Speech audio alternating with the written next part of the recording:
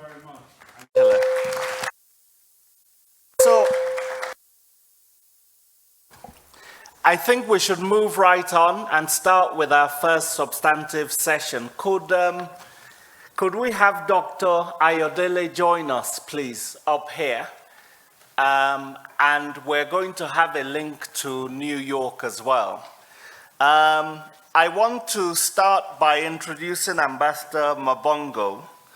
Ambassador Kolisa Mabongo is South Africa's Deputy Permanent Representative to the UN. I wanted to just say Ambassador Jerry Machia unfortunately could not make it, but we had, I think, the exceptionally good fortune to be able to have his former deputy, and they served together on South Africa's recent term on the Security Council in 2019-2020.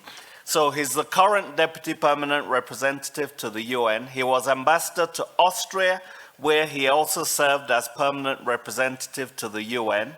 And between 2016 and 2019, he was the representative of the International Atomic Energy Agency to the UN. He further served in his long career in Geneva, New York, and at DERCO headquarters. So he's one of his country's foremost multilateralists, and we're delighted that he was able to wake up at 3 a.m. in New York in order to be with us. That's great dedication. So over to you, Ambassador, and please try to keep to the 15 minutes.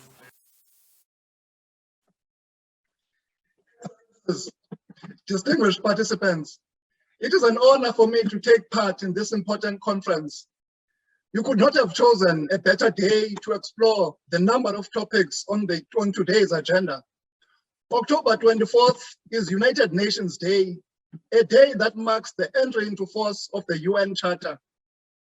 The general debate of the 77th session of the UN General Assembly, held from the 20th to the 26th of September, took place during an era of global uncertainty, where the international community is characterized by fragility as opposed to a common purpose. This status quo stems from differences emanating from both traditional sources of divisions among states and some contemporary antagonisms. It is a period which the current president of the UN General Assembly, Mr. Shaba Korosi, has called a watershed moment defined by interlocking challenges. In a speech during March 2022, the UN Secretary General, Mr. Antonio Guterres, reminded us that 2 billion people, a quarter of humanity, are living in conflict areas, and that the world is facing the highest number of violent conflicts since 1945, when World War II ended. Countries that were slowly recovering from the COVID-19 are now grappling with a debilitating food, energy, and finance crisis.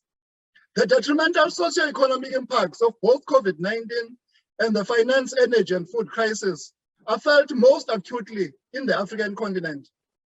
Last week, a report by the World Bank raised alarm when it points out that global progress in reducing extreme poverty has ground to a halt in tandem with subdued economic growth in many countries.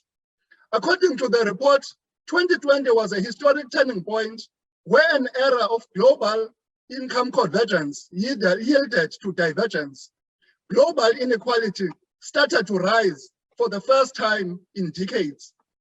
Also last week, the UNDP also published its 2022 Multidimensional Poverty Index report, which shows that 1.2 billion people in 111 developing countries live in acute multidimensional poverty. Climate change, as we all know, remains an existential crisis for many countries, societies, and specific communities. The stakes for COP27 to be held in Egypt in the next few weeks are high for the international community to commit to implement agreements and commitments on adaptation, mitigation, and means of implementation. Recent events in Durban, South Africa, Pakistan, Nigeria, and other countries show the importance of an agreement on a mechanism for loss and damage that should be agreed upon during COP27. I mention all these interlocking challenges because they featured strongly in the statements of world leaders when they gathered in New York for the general debate of the 77th session of the UN General Assembly. Most importantly, the dominant theme to which South Africa fully subscribes was that the world today needs more multilateralism. It requires a strong United Nations. Dare I say, a united United Nations. The world fares better when the international community works on common purpose, guided by the principles and purposes of the UN Charter. I therefore congratulate the Center for Advancement of Scholarship at the University of Pretoria and the Nordic Africa Institute for organizing this conference. It is meetings such as this one that allow even those of us who are diplomatic practitioners to stand back from the hurly-burly of our daily engagements to reflect with you, scholars of international relations, on the challenges facing the UN today. Let us recall that we are where we are in this age of uncertainty, following what some saw as an age of optimism in world affairs. Inter alia, following what we know today was a premature proclamation of the end of history by the American political scientist Francis Fukuyama in 1992. Today, we see a global order that is divided as never before, with the potential use of nuclear weapons being part of daily discourse amongst world leaders. Furthermore, even before the war in Ukraine, the UN Secretary General was warning repeatedly against a division of the world into two political, economic, and digital systems.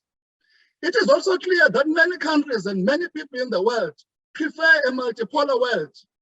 Developing countries are voting with their feet in asserting a non-alignment in great power rivalries. This was an appeal made by many heads of state and government at the General Assembly, that they are uncomfortable with being made to choose between blocs. This is because great power rivalries, such as the ones we see today, I would argue, are not based on any altruism for an ideal world that is good for all. They are driven primarily by the national interests and grand strategies of the great powers. And we have enough from history to dispel this illusion of altruism. The key challenge for this conference is how can the United Nations respond to all these challenges? Why is it, for example, that in the 77 years of the UN's existence, armed conflicts and wars persist?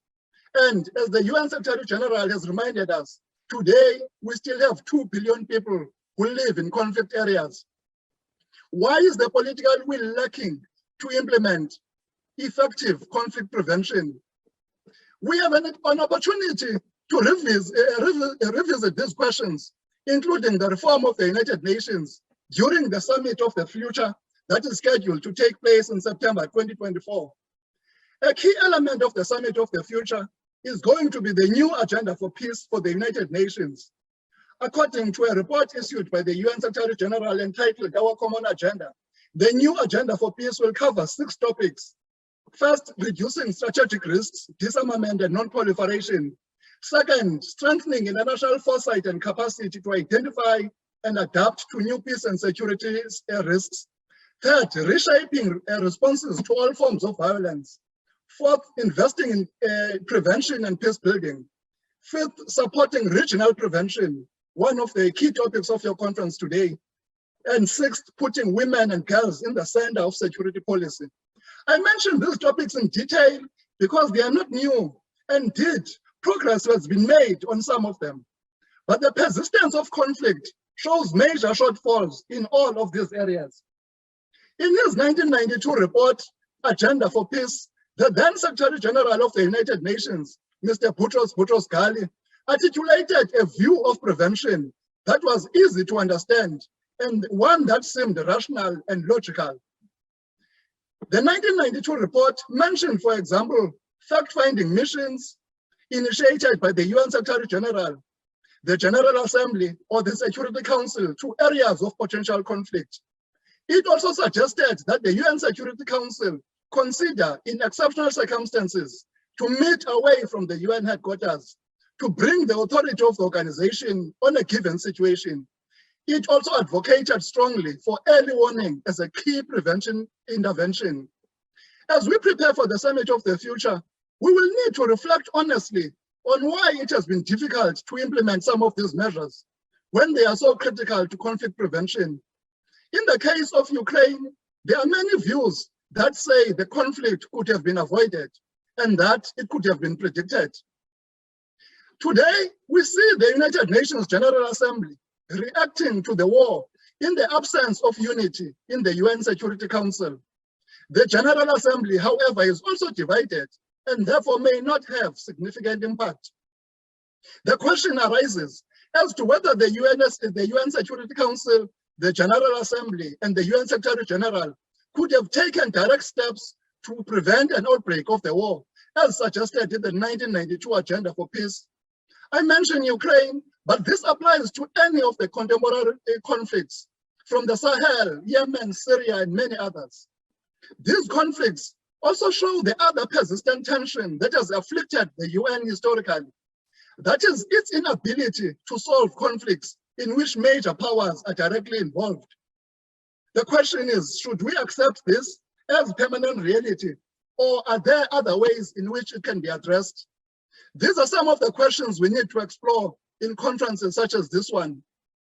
And let us not forget that all wars and conflicts have no winners. They are devastating on the most vulnerable in society, including women and children. Every single day that a war is not stopped is an additional day of acute misery for them. As we talk about prevention, we also need to remove the stigma on early warning. We know the many sensitivities that arise when early warning is invoked, both at a regional and international levels. But it is a crucial tool. Therefore, we need to explore best practices in this area and build on them. The narrative of conflict prevention, therefore, also assumes the necessity and importance of political will. Once problems have been identified, political will is needed to address them. And once political agreements are entered into, they should be implemented faithfully. In this context, I am also reminded of the words of another UN Secretary General, Mr. Kofi Annan, when he said in a September 2003 address to the UN General Assembly, I quote, "It is not enough to denounce unilateralism unless we also face up squarely to the concerns that make some states feel uniquely vulnerable and thus drive them to take unilateral action. We must show that those concerns can and will be addressed effectively through collective action." Close quote. This is what Kofi Annan said in 2003. Another area that needs to be strengthened is the cooperation between the UN and regional organizations such as the African Union. This is a subject of great importance to South Africa, as it has been central to our work during the 3 times that we have served as a non-permanent member of the UN Security Council. Indeed, the relationship between the UN and the AU has grown in the past 15 years. The AU Peace and Security Council and the UN Security Council hold annual meetings to reflect on common areas on their agendas to ensure coherence and coordination. Last week, the first post-COVID meeting of that nature was held here in New York. More can be done in this area, however. The African Union's peacemaking and peacekeeping missions are in support of the mandate given to the UNNC by the UN Charter to maintain international peace and security. Therefore, from a South African perspective, such missions are deserving of direct support from the United Nations core resources. At the core of UN's effectiveness in all its mandate is reform. And in this regard, the UN Security Council stands out as an anachronism from a bygone era. Instead of an outward orientation to solve conflicts, it has sometimes become a body that brings the conflicts into its own chambers. There is no doubt there are many people outside of the UN and who are not diplomats who don't understand the value of some of the UN Security Council's many meetings, as these have no impact whatsoever on what it was created for, the maintenance of international peace and security. South Africa therefore fully supports the urgent reforms of the Security Council to make it more representative and also, most importantly, to improve its working methods, because numbers will not mean much if the working methods are not changed. We therefore welcome recent statements, including by the United States, in support of reform, and we will continue to call at the UN for the immediate commencement of tax-based negotiations. We do this because an overwhelming majority of UN member states genuinely support reform and want to see it through. As I conclude, the United Nations has an important convening power to address development challenges. We saw this with the MDGs and now with the SDGs, which feature prominently in national development plans of many countries. We therefore need to continue to empower the UN in this field so that it becomes the voice of the voiceless and an advocate for a globalization with a human face, one that becomes a rising tide that lifts all boats. I thank you. Very much, Ambassador. And I'm really, really grateful that you also stuck to the time and set a good example, because that's what we need today, throughout the day. Dr. Ayodele Odushola is the acting UN resident coordinator in South Africa, the resident representative for the United Nations Development Programme as well. He was previously the chief economist and head of strategy and analysis team for the UNDP Regional Bureau for Africa.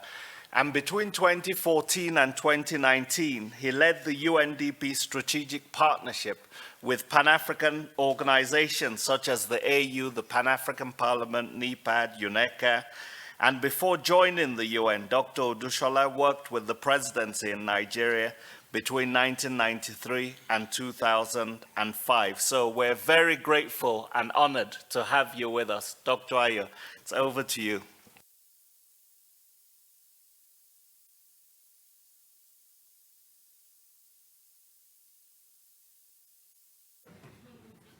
Okay. Thank you.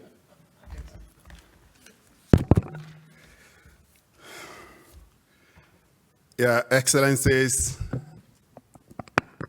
my dear host, distinguished ladies and gentlemen, it's really a pleasure to speak after my dear friend, Ambassador Kolisa Mabugu, who has passionately talked about the role of the Security Council and how the UN can be reformed to really play the role it was established for.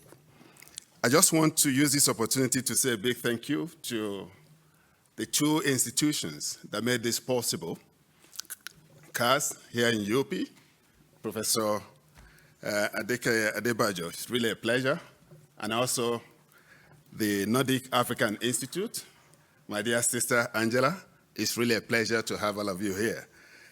And I wouldn't talk too much on the Security Council because the member states are in the best position to handle that. But essentially, the UN was not really established for the Security Council alone, but a number of development goals, international development goals. And I'll try as much as possible to talk on a few of them. But essentially, I just want to really re-echo the voices of some of our legends, and particularly our former UN Secretary General Doug Hammarskjöld, that said the United Nations was not created to take mankind to heaven, but to save humanity from hell.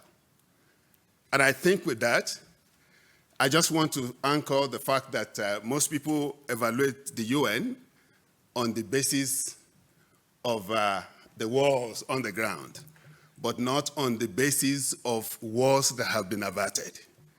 And I strongly believe that the UN has played its role in making wars less likely and limited, in spite of the challenges we have today. But essentially, I just want to also mention that as we speak, the peacekeeping missions are protecting about 130 million people with budget that is less than the New York Police Department. Now, and I think that's one of the accomplishments we can say the UN has really achieved.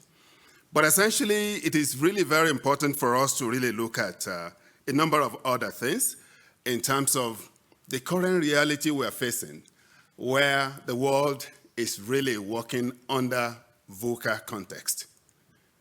What I mean by VUCA is under a volatile, uncertain, complex, and ambiguous context.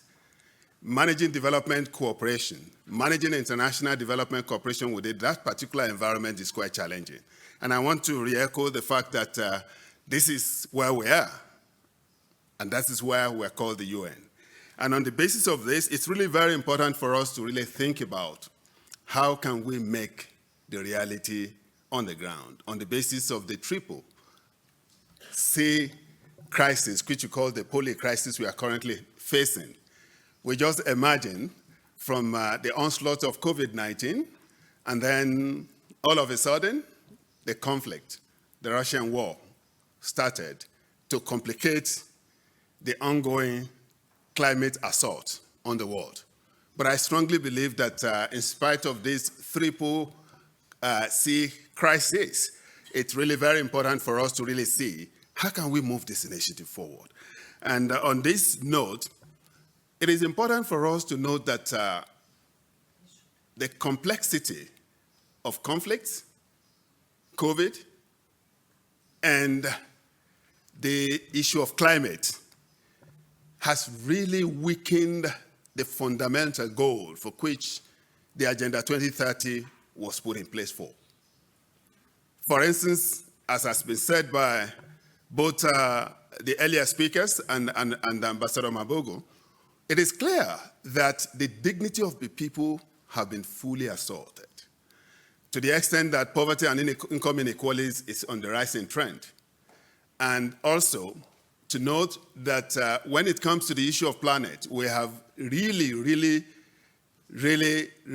challenging the capacity of the Mother Earth, that the planetary capacity in terms of greenhouse emission, a lot of natural disaster that we face on a daily basis is really putting the planet to test. And one thing that is very clear, like we always say in our traditional context, that water will always find its own level. If you really assault the capacity of the planet, by the time it comes back, nobody can avoid it. So that's one thing which is really very important in terms of how do we really address this issue. It has also weakened the capacity of the UN to promote what they call prosperity, where for the first time since the United Nations Development Programme initiated the Human Development Report, we have seen the whole world declining, especially between 2020 and 2021. 90 countries have declined either in 2020 or 2021 in terms of Human Development Index. And if you combine countries that declined in both 2 years, you have almost about 40% of the world declining in Human Development Index, which is really challenging. And on this, it's really a major challenge for us to really see how we can move this forward. The other one relates to the issue of keeping peace, and the ambassador really mentioned this a lot. We have seen crisis, conflicts everywhere, and it's really very important for us to really see how we put an end to it. And also, when it comes to the issue of partnership, one of the objectives that the UN was created to really deliver on is accelerating partnership for development, accelerating partnership for peace and security. But with what is going on, it's really very difficult for us to really mobilize the needed partnership to address development challenges of today, particularly when it comes to the issue of mobilizing resources, mobilizing what they call technology for development, and also using trade for development and advancement of peace and tranquility in the world. So it's becoming a major challenge for us. And on this note, and I strongly believe that this is one of the things we need to really see, how can we work together to ensure that we do not allow the triple development challenges we are facing now to cripple the goal that was been set for the 2030 development agenda, which is ending by 2030. So I strongly believe that a way forward is that the UN needs to work with member states, because the capacity to drive development is with the member state. How can we really work more with member states to drive this initiative? And I strongly believe, on the basis of the evidence we've had so far, there has been, if you see the comprehensive response to COVID-19 that the UN did in terms of developing relevant tools and strategies to really ensure that the world really rise to the challenge of COVID-19.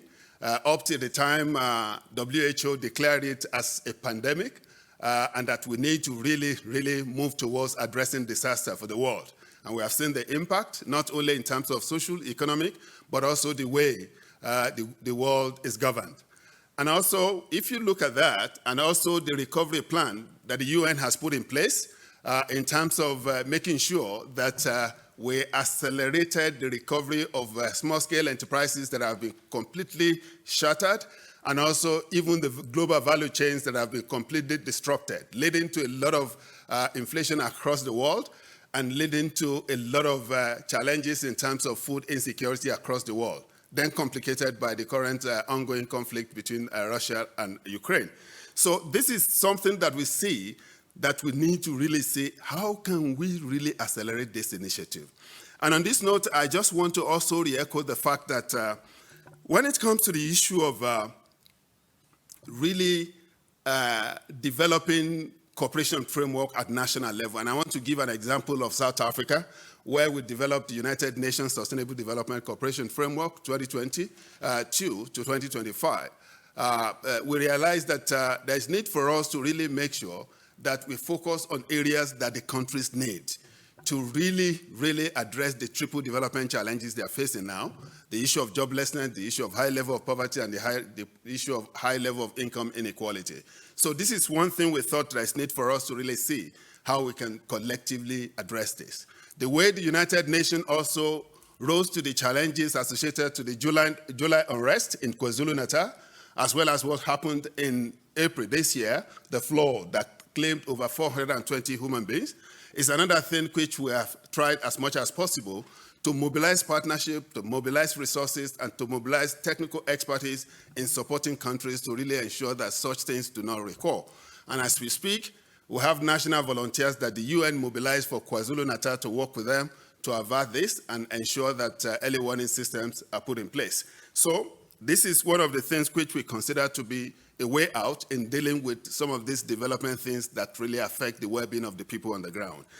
And I just want to re-echo what our boss, the UN boss, our UN Secretary General, Antonio Guterres, what he mentioned about just a few weeks ago in the World Bank IMF meetings, that we need to really scale up what he calls the SDG stimulus plan for the world, for us to really ensure that the world is at peace with itself. And one of the things, one of the areas he mentioned relates to, first, we need to really ensure that the stimulus cannot be less than 2% of GDP of the world. And we are targeting about 500 billion across all the countries.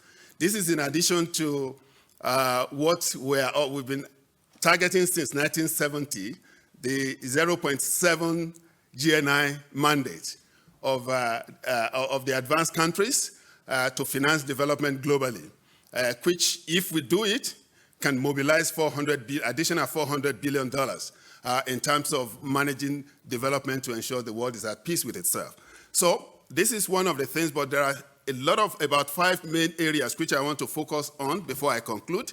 And this is one, we need to really ensure that we provide what they call liquidity for countries to really move out of the current development challenges they are facing. Many developing countries are currently in debt crisis, and unless we have liquidity support, it will be difficult for them to really advance development at their country. And once this is not achieved at the country level, it's not achieved at the regional and global level. The second one is for us to really ensure that we provide what they call debt relief to vulnerable countries. As we speak in Africa, over 27 countries are currently in serious debt crisis, and it's difficult for them to access any financial support. And we thought there is need for us to introduce the Enhanced Debt Service Suspension Initiative. But in this regard, this Enhanced Debt Service Suspension Initiative must not be used as mechanics or as a tool to punish them in terms of credit rating. We experienced what we had early in the year, where countries like Zambia and Ethiopia benefited from it, and the first onslaught was the credit rating slump. So we don't want it to be. So this is one of the things that the UN is preaching. in terms of really supporting countries to be out of this. And also the third one is for us to really leverage what we call the multilateral development banks to be able to really ensure that we leverage what is there, as well as public development banks that we have across many countries and many regions. We need to really ensure this is used to really mobilize long-term development, because most of the things most African countries are currently facing are beyond the short-term end that the private sector financing can deal with. So this is really very important. We need to leverage it. The fourth one is for us to really explore the possibility of making sure that we align what they call financing to the SDGs. Unless we do this, it will be very difficult for us to achieve the kind of impact that we need on the ground for the world to be at peace with itself and for the United Nations to be an institution that was established in 1945 to promote peace and security and also enhance the standard of living of the people. So this is really very important. The last component of it is the need for us to really finance access to energy in Africa. Excellencies, distinguished ladies and gentlemen, as we speak today, we have 8 countries that are unable to provide access to electricity to 20% of their population. For instance, South Sudan, only 7.3% have access to electricity. Countries like Burundi, Malawi, Chad, and a host of other ones are part of those that are unable to do this. And it thrills me when we in UNDP observe that based on global data, if you increase energy access by 10%, you may be able to reduce poverty by 6%. So how can you reduce poverty when people are struggling and they cannot, less than 20% of people are having access to electricity? And Africa is about 53% having access. So I think we need to really mobilize resources to be able to deal with the issue of energy access to ensure that no one is left behind and we promote inclusive development. Excellencies, distinguished ladies and gentlemen, I strongly believe that there are a number of initiatives that are in place, but I just want to re-echo the fact that the UN still remains a partner of choice. The partners that can work with countries in periods of uncertainty because of our convening power and our ability to strive the neutrality element to be in between. But at times, in most cases, we're punched here and there. Developing countries will say, oh, you are too close to the advanced countries, and the advanced countries will say you are too close to the developing countries. But that neutrality and the convening power is our joy. And we continue to do it at our best. But essentially, I just want to re-echo the fact that it's really very important for us to really explore how we can make this one happen. We need a multilateralism that is very inclusive. As have been said by the ambassadors and the earlier speakers, it's really unfortunate that the Security Council, as we speak, there's no permanent member in Latin America, in Africa, and South Asia. I think that inclusive element needs to be there. We need to really make sure this is expanded to them. And also, we need a multilateralism that is able to network. The South-South Development Cooperation, the North-South Development Cooperation, they are never substitute, they are complementary. We need to bring them together to advance development. The third one is for us to really ensure that, one, we really promote a kind of proactive UN system where we don't wait until the problem occurs, but we preempt it, early warning system, and we dialogue and ensure that, as my boss, Antonio Guterres, mentioned, that we don't want a multilateralism that cannot bite, that has teeth but cannot bite. But in that regard, we need a multilateralism with teeth that we're able to promote and advance peace and security and also ensure that there is development across all cadre of the society. Excellencies, distinguished ladies and gentlemen, my host, I think I want to say a big thank you for providing us the opportunity, the United Nations President in South Africa, to be part of this initiative, and thank you for listening.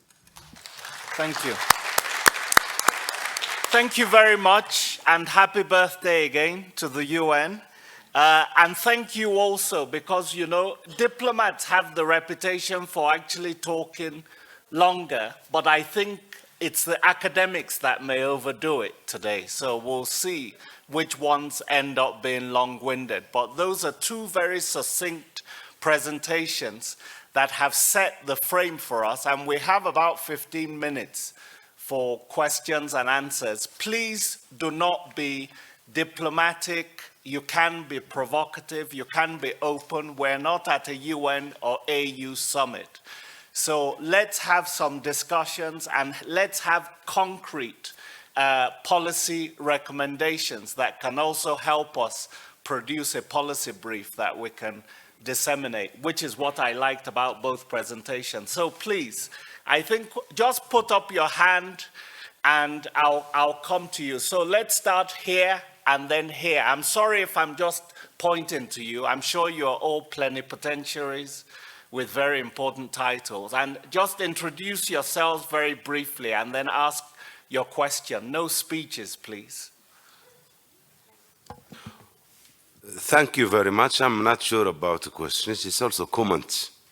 One of the speakers spoke about, I'm Ambassador Mohammed Baysat, Ambassador of Sahrawi Republic in South Africa. It's not only about questions, it's about comments. One of the early speakers spoke about the failure of United Nations. And I am here to corroborate that failure. My country is on the agenda of United Nations since 1963 for decolonization. It's 69 years.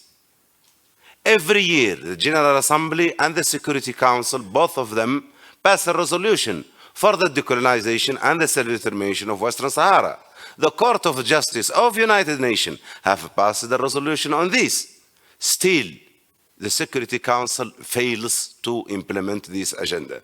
Worse, United Nations fails to have a mandate of human rights protection. The only mission of United Nations in the world that does not have reporting mechanism and protection mechanism of human rights is MINURSO, which is in Western Sahara. This is a big violation of the very United Nations regulations and laws.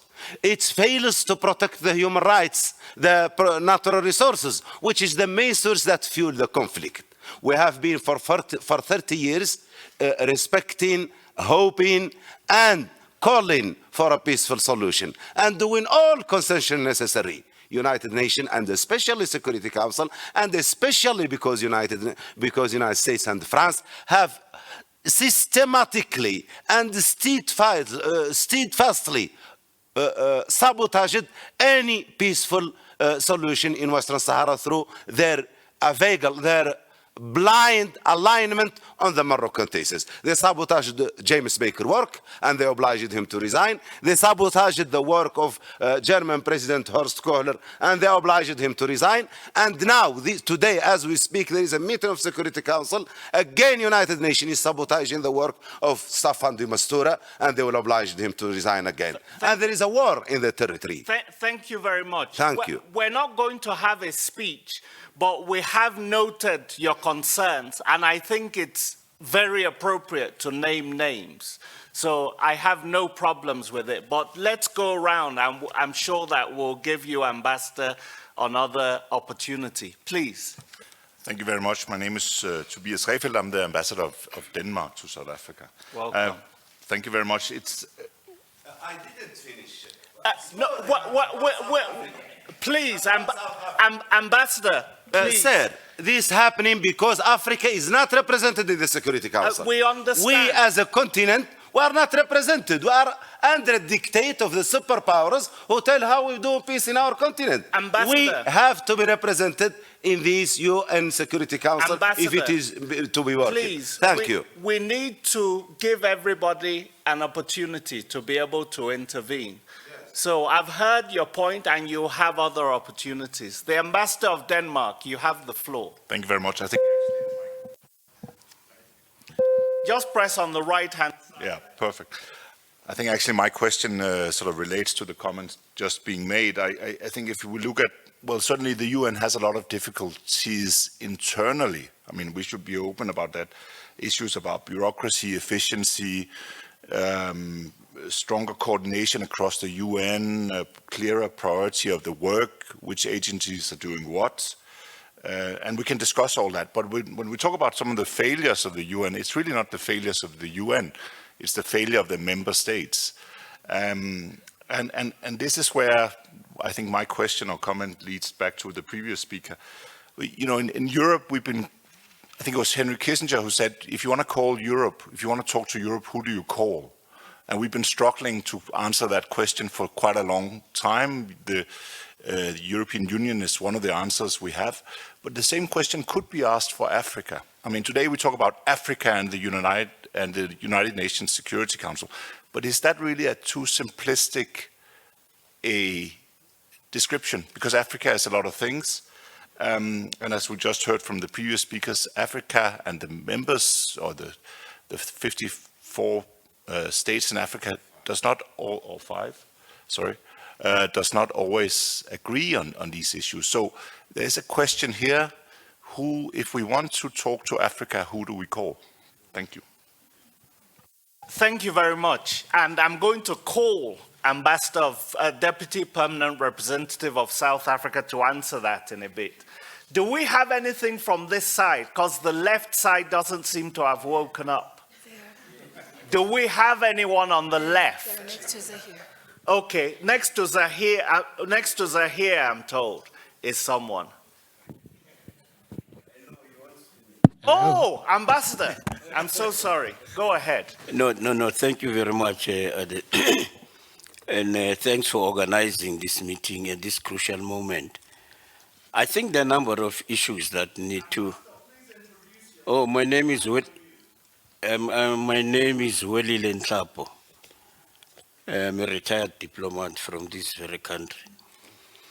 And I've worked in the UN, both as a peacekeeper in a mission and also in the United Nations headquarters. So I know the UN in and out, and I know its challenges. But I'm not going there. I just want to say that sometimes part of the problem we have is that we deviate from the very first paragraph or first sentence of the Charter. We, the people of the United Nations. We, the people, are not part of those processes who are not there. And if we say the member states, if they are not doing much within the UN, then the UN will be weak. Which is this UN we are talking about? The Secretariat. We have to demystify these things. Because for the UN to be functional and powerful, it means that the people must be brought in because it is about the people. So if we are not mobilizing our people and don't understand what their governments are doing on their behalf and what this secretariat that is supposed to be employed by these very member states is doing, then we are not bringing the UN to our people. And sometimes it becomes very easy to mobilize our people against the UN because we've mystified it. What is happening now in the DR Congo, in the Eastern Congo, when they say the UN must go, who is this UN who must go? What is that issue? The ordinary people are rising against their own organization, in a sense. So it means somewhere we have lost it. I think we need to go back to that foundation. We, the people of the United Nations, not the P5.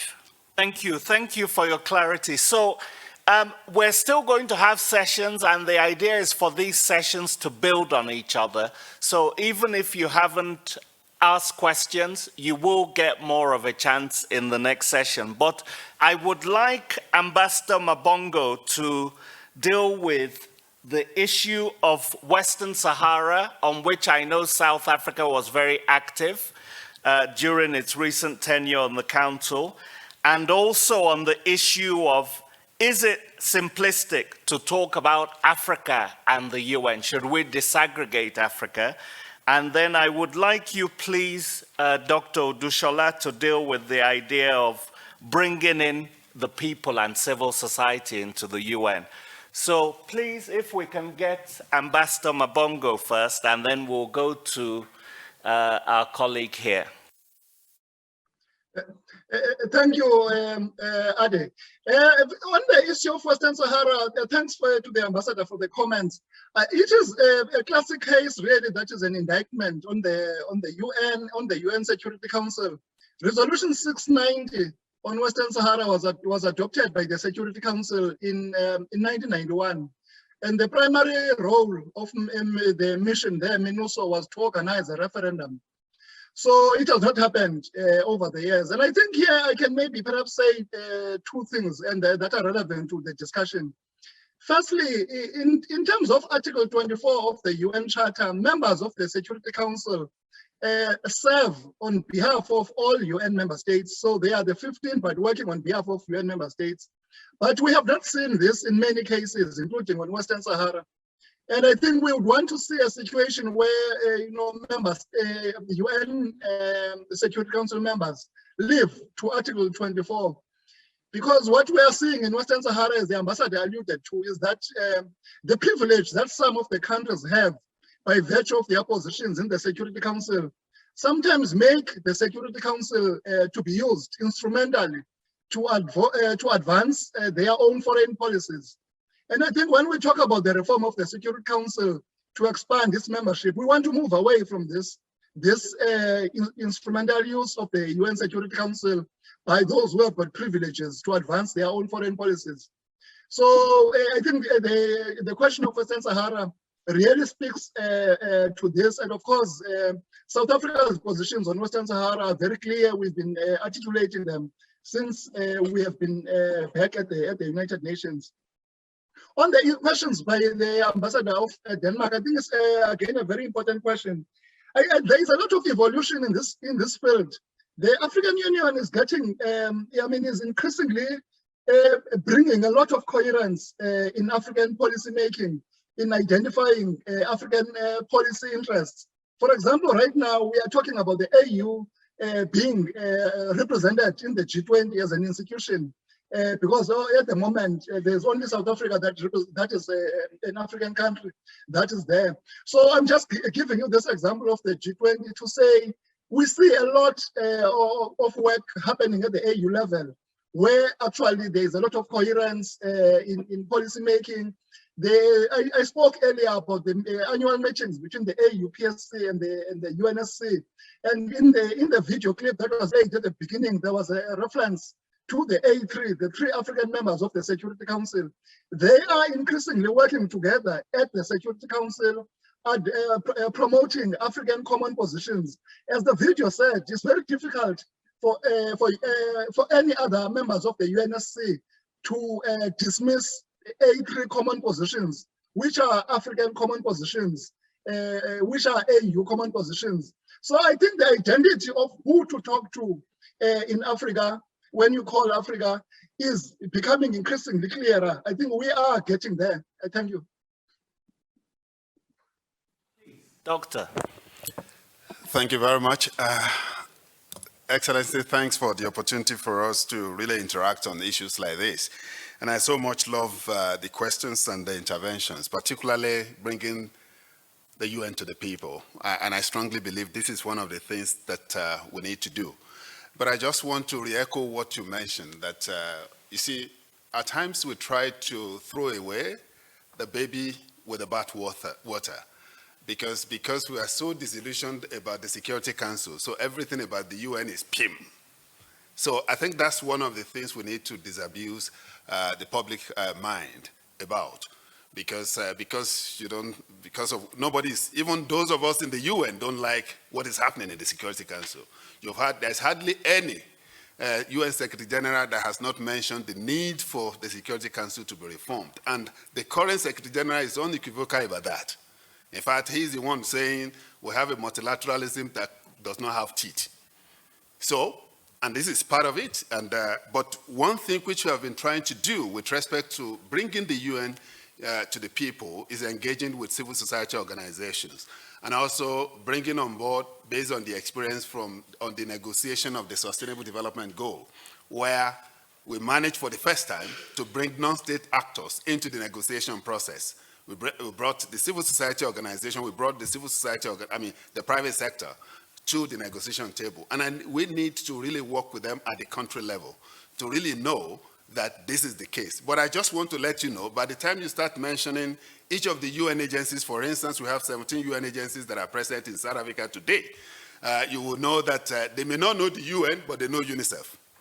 They may not know the UN, they know the UN women. They may not know the UN women, they may not know the UN, but they know UNDP in terms of energy access and a host of other things. I'm just giving a few examples. But we need to do more to really make sure the people, because we are the people, that's the opening sentence of the Charter, and we need to really ensure that we bring them to the fore to really understand what the UN stands for and what's their role in promoting this particular initiative. And I just want to mention one of the things that we're currently doing. Just last year, Ambassador of Denmark that came and intervened here, himself and myself, we launched an event on what we call the youth in robotics, using robotics to deal with climate change over time, where we brought pupils from, students from primary school, secondary schools, in terms of the kind of innovation they have put in place to address climate change in South Africa and water scarcity. So this is one of the things we continue to do, partnering with national actors to ensure this is done.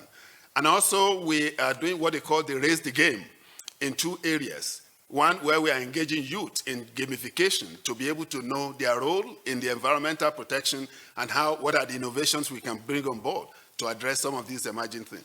It is by engaging the youth. This we're using to engage youth across the country. We've been able to mobilize about 3.1 million South Africans in this particular game.